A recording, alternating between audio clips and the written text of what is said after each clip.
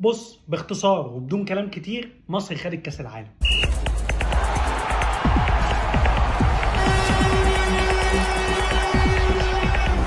وده مش عنوان عشان اشدك ولا عشان تتفرج عليا، دي حقيقه فعلا. ودورنا كمصريين وناس بتحب الرياضه وبتعشقها، لما تشوف حد بيعمل انجاز او حاجه كويسه نقف ونسقف. وانا كصالح بسقف لمنتخب مصر لكره الشارع. واللي ما يعرفش ده معناه ايه، ده معناه ان ده فريق كوره بلا مأوى. بس الابطال دول بالرغم من كل ده مفيش حاجه قدرت تمنع ارتباطهم باللعبه اللي بيحبوها. والبطوله اللي هم كسبوها دي هي بطوله كاس العالم، اللي كانت مكونه من اكتر من 500 لعيب وفيها 48 منتخب. ولو دورت ورا المنتخب ده هتلاقي المسؤول عنه هي مبادرة نفس هي مبادرة اجتماعية بتقدم دعم مادي ومعنوي وتعليمي ورياضي لكل الشباب اللي بلا مأوى. وكانت نتيجة اهتمامهم بالفريق ده بعد ما كان تصنيفه على العالم او في البطولة الرقم 15 ان هو اللي يكسب البطولة ويبقى بطل العالم. وفي النهاية كان معاكم صالح السني في ترقيصة، وسلام.